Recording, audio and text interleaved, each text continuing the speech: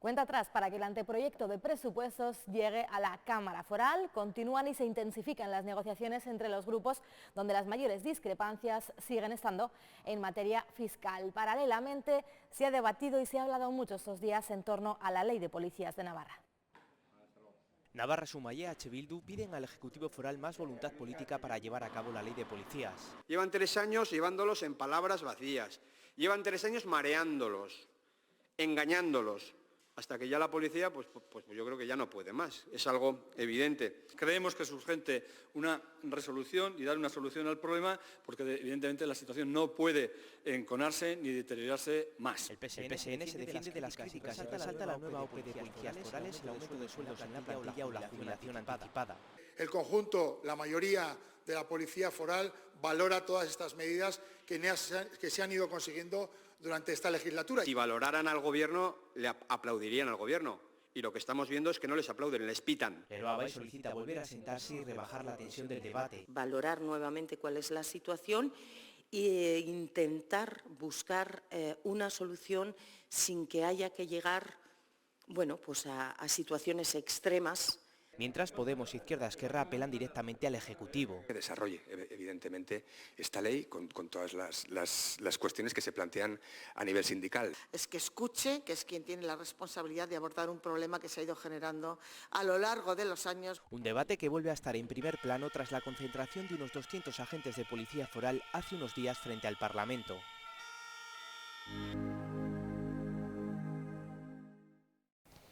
Miquel Will, ¿qué tal está? ¿Cómo se encuentra? Muy bien, con un poco de gripe, no te voy a engañar, pero bien. ¿Será por negociar tanto estos días? Mucho trabajo invisible del que no se ve, pero bueno, parece que vamos avanzando y en el ámbito presupuestario vamos acercando posturas.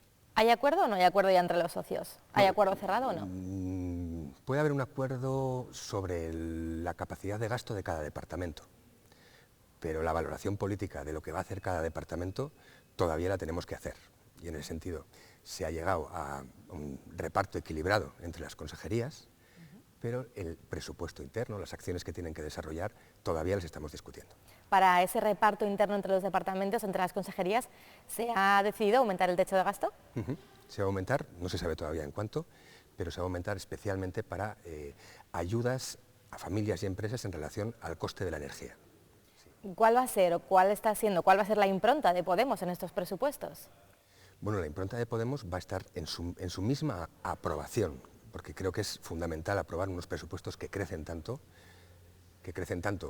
para los gastos que han crecido tanto, y en ese sentido la estabilidad en sí misma creo que va a ser positiva para la ciudadanía, y desde luego nuestra impronta va a estar en políticas migratorias, en justicia, en igualdad, en juventud, las áreas que hoy estamos gestionando y que en estos 3 años han ido creciendo presupuestariamente de una forma importante. En este presupuesto también. ¿Pero eso ya está negociado también o está por definir? Esa es la parte que está negociada. En cuanto a las cantidades que cada departamento va a gestionar, luego tenemos que ver los programas que se van a ir desarrollando dentro de cada departamento. En materia fiscal, ¿cómo ve la situación? El Gobierno parece cerrado a tocar algunos impuestos, como el de patrimonio o el de sociedades. ¿Conseguirán que esto se toque? Lo intentaremos, porque la realidad de la recaudación es que está siendo regresiva. Hoy una gran empresa paga muchos menos impuestos en porcentaje que una pyme o una micropyme. Y en ese sentido, el impuesto de sociedades, como siempre decimos, está taladrado por diferentes deducciones. Y bueno, pues este Departamento de Hacienda, gestionado por el Partido Socialista, se ha mostrado muy resistente estos 3 años a hacer una necesaria mejoría en la recaudación de este impuesto. Nosotros venimos proponiéndolo los 3 años de forma consecutiva y en ese sentido pues, tenemos propuestas sobre la mesa, hemos hecho propuestas, estamos esperando porque la negociación fiscal todavía tiene que avanzar. Y bueno, y también hay una parte que siempre ayuda a la parte de la izquierda dentro del gobierno, y es esos pactos que después se pueden hacer con EH Bildu, que de alguna manera también coinciden con perspectivas y reivindicaciones que estamos llevando nosotros. Pero si el gobierno finalmente se niega, ¿qué puede pasar? ¿No? Puede pasar que nos abstengamos o que votamos en contra, desde luego. Sí, eso puede pasar. Hay que hacer un análisis serio y en estos momentos no tenemos un documento definitivo.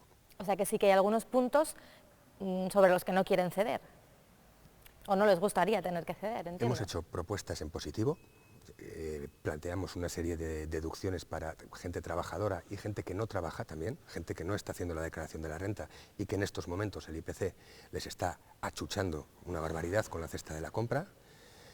Esas propuestas tenemos que esperar a que nos devuelvan una opinión y nos hemos negado, tenemos un par de líneas rojas importantes que tienen que ver principalmente con el impuesto al patrimonio empresarial, que hay una propuesta por la cual se quiere seguir profundizando en que las grandes empresas no paguen su patrimonio a Navarra, su patrimonio empresarial, y alguna otra cuestión que prefiero no avanzar porque me pillas en medio de la negociación. ¿Quién está cediendo más en esas negociaciones? ¿Cuál de los tres grupos? Nosotros.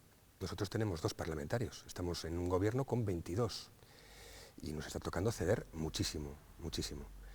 Y bueno, sí que es cierto que dentro de lo que cedemos, nunca cederemos a recortes o nunca cederemos a otro tipo de cuestiones que son líneas rojas para nosotros, pero en los ámbitos en los que gestionan otros partidos, pues nos está tocando verdaderamente ser críticos desde dentro, pero ser críticos, tenemos que serlo. Decía que se va a aumentar ese techo de gasto, que va a ser el mayor de toda la historia de Navarra, pero lo cierto es que esta cifra puede ser un poco engañosa, ¿no?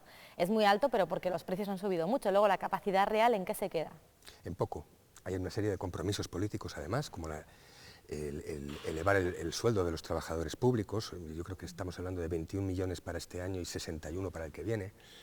Tenemos también la revalorización de todas las pensiones, de todas las rentas garantizadas, al IPC.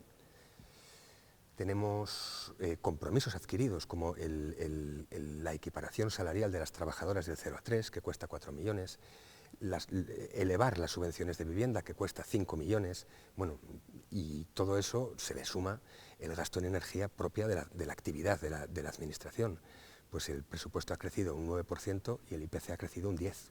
Por lo tanto, pocas alegrías, en realidad pocas alegrías, pero el hecho de mantenerlo y de incorporar ese dinero a la actividad pública, en estos momentos nos parece fundamental. ¿Y qué les parece que ese aumento de sueldo a los funcionarios que nombraba se haga también para los altos cargos y miembros del Gobierno? Bueno, yo creo que los altos cargos y miembros del Gobierno verdaderamente no están pasando las apreturas que está pasando la población, ¿eh?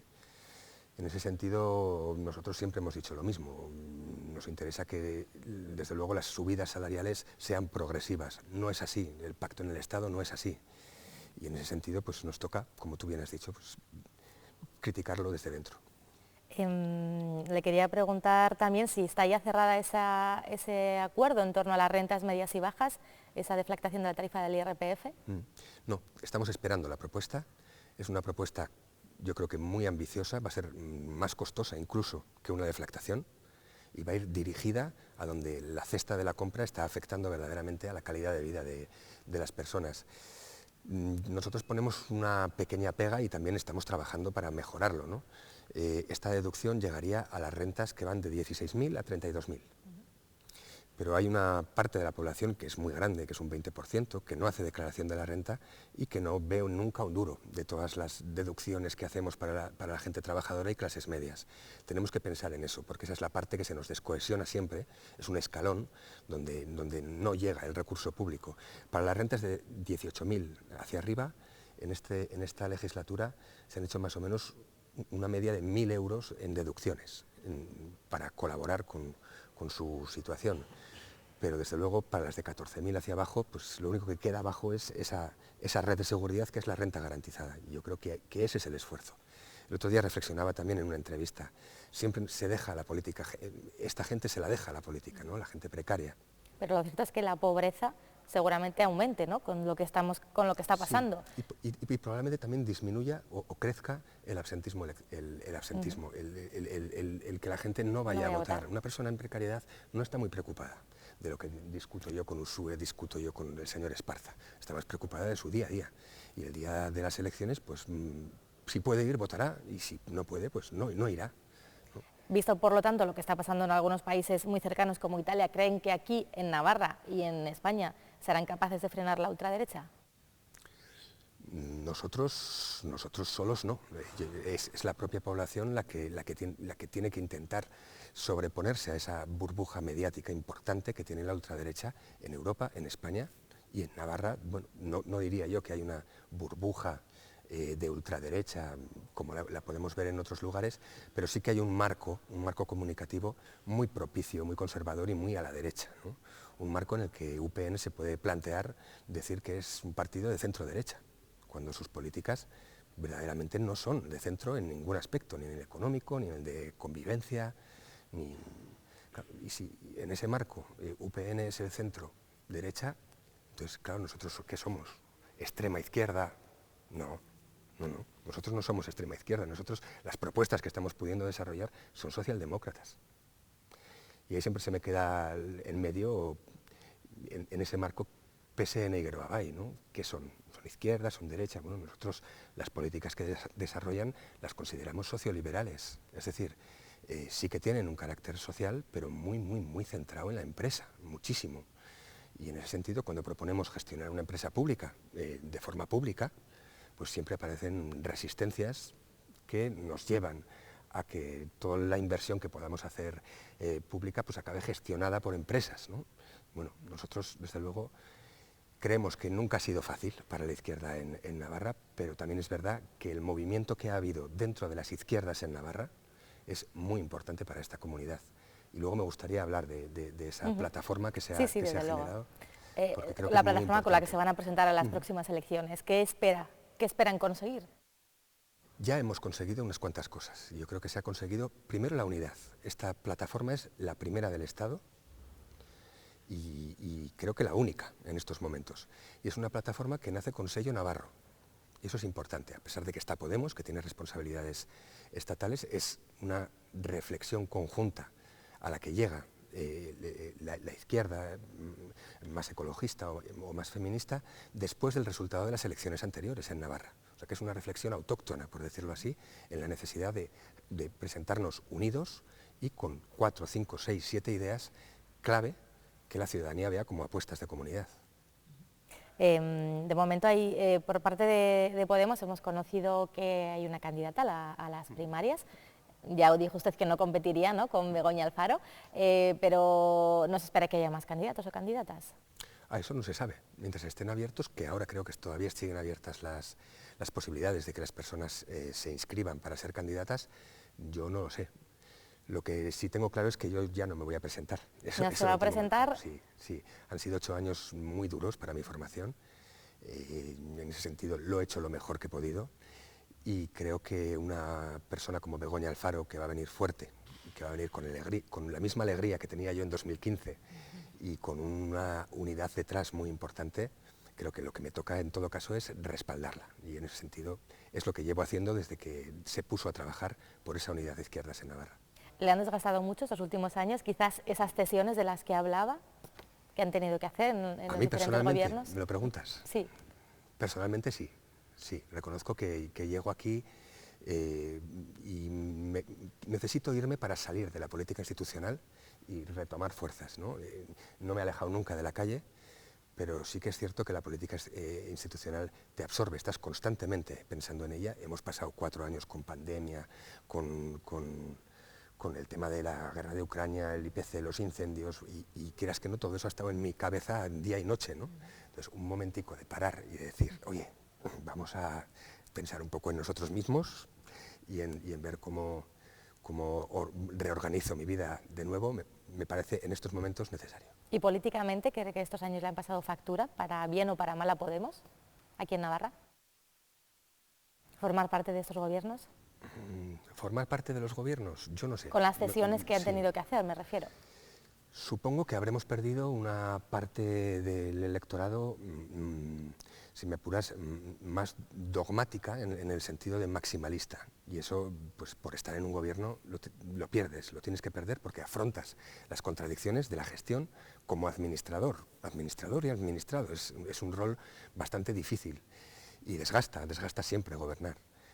Si en estos 7 años Podemos ha desgastado, yo diría que sí, que ha habido un marco adversísimo para Podemos en todos los niveles, en todas las tertulias, por decirlo así, y resistir ha sido difícil. De hecho, hay mucha gente que se ha ido de alguna manera.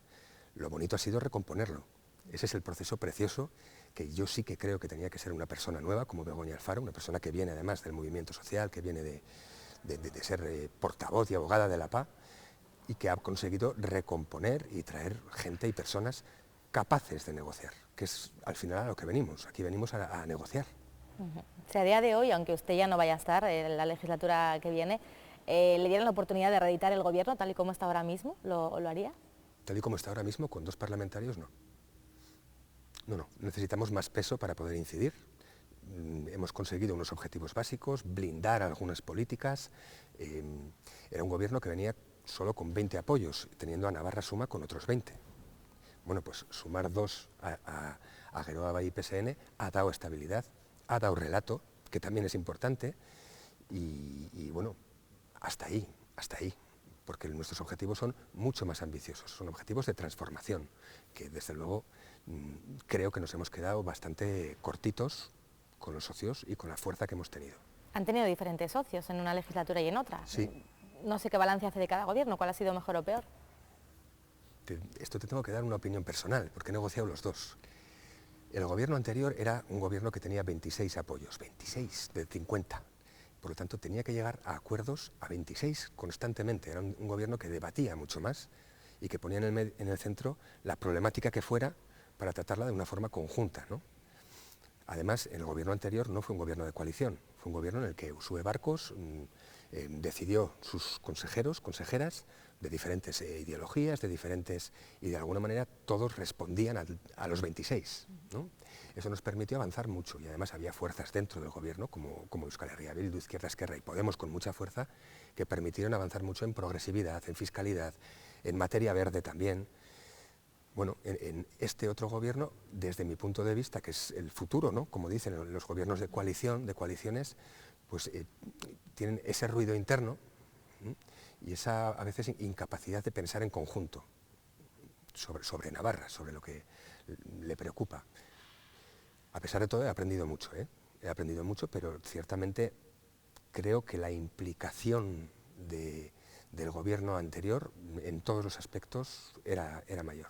¿Pero cree que por la forma en la que estaba compuesto o por quienes lo componían?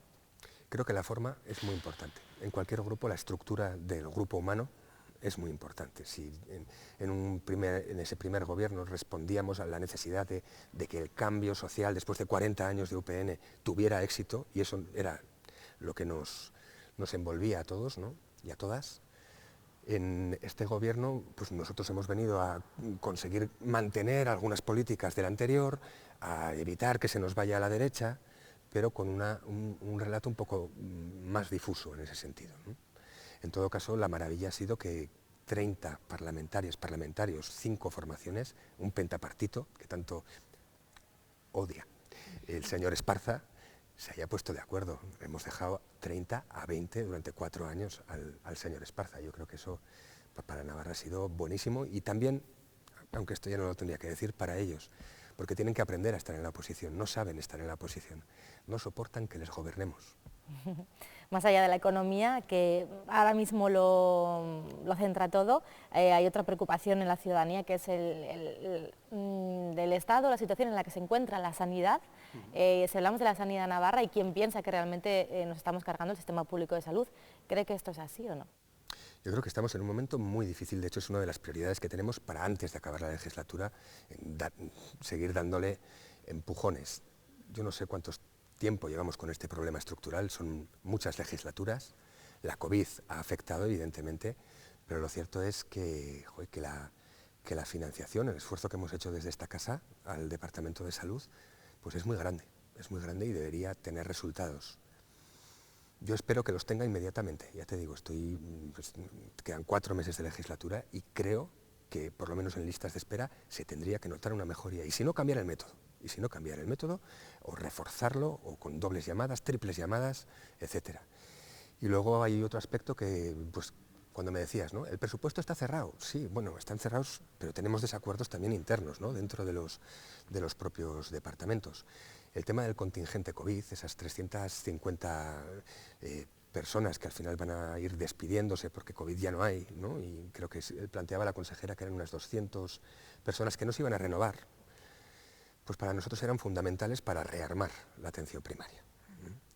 Y esto es una de esas cosas que no hemos podido corregir, pero que desde luego todavía no cejamos porque estamos en negociación. Iremos viendo cómo termina esa negociación presupuestaria y sobre las medidas fiscales. Ahora ya relajándonos un poquito más, le voy a hacer algunas preguntas ya más personales. ¿Algún gesto ecológico que tenga integrado en su día a día?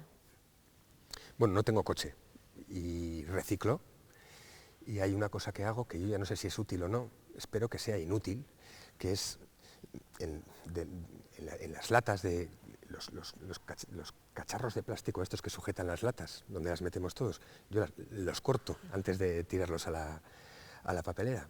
Y cuando los corto me siento muy triste porque dices, bueno, lo estoy tirando porque esto va a acabar en el mar, enganchado en algún pez. Yo lo que quiero es que no acabe en el mar, ¿no?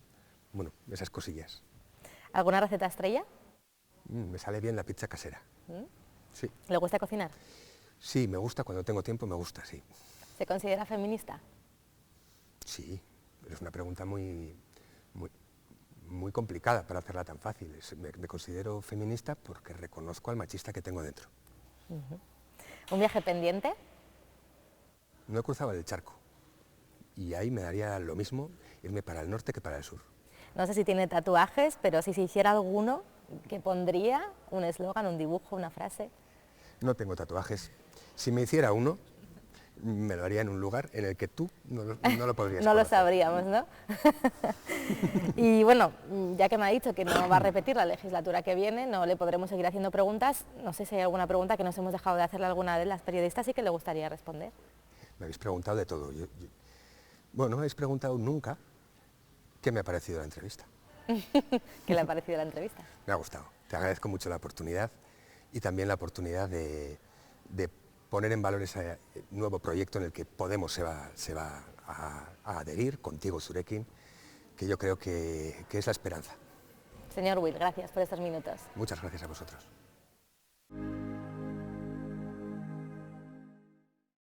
¿Sabemos dónde terminan nuestros residuos? ¿Qué es lo que pasa con la basura que generamos? Estas son las reflexiones que nos plantea la exposición La Mar de Resto que hemos podido ver estos días en el Parlamento de Navarra. Paralelamente aquí también se han entregado los premios del trofeo Resto Copa para propiciar y alentar al reciclaje. Hay un dato que me parece sintomático y muy ilustrativo. Todos esos residuos que arrojamos incorrectamente en la vía pública, en las carreteras o a través del retrete acaban en las tuberías urbanas y en la red de depuradoras. Solo en un año, las principales estaciones depuradoras de Navarra evitan que 2.000 toneladas de basura acaben en los ríos de Navarra. Hablamos de 2.000 toneladas o lo que es lo mismo, 250 camiones de basura que irían directos a nuestras aguas. Datos como estos ponen de manifiesto la necesidad de incidir en nuestro modelo de gestión de residuos.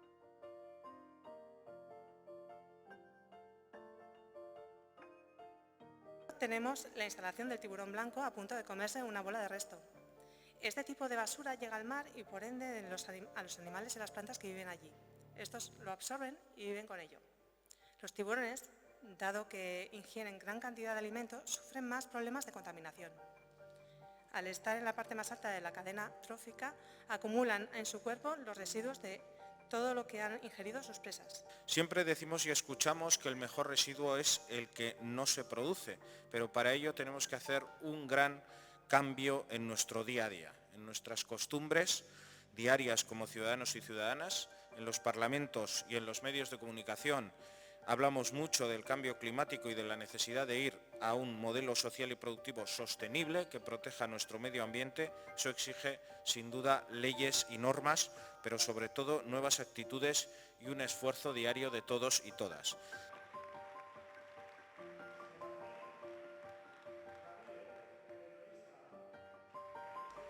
La verdad que no ha sido fácil acomodar la realidad de cada entidad a una iniciativa que pretende la disminución de la llamada fracción resto, o lo que es lo mismo, aquella que en buena medida acaba en vertederos o en las tripas de escualos como el que preside este acto y que solamente en Navarra se recogen en 2021 150.000 toneladas, es decir, 225 kilos por habitante y año.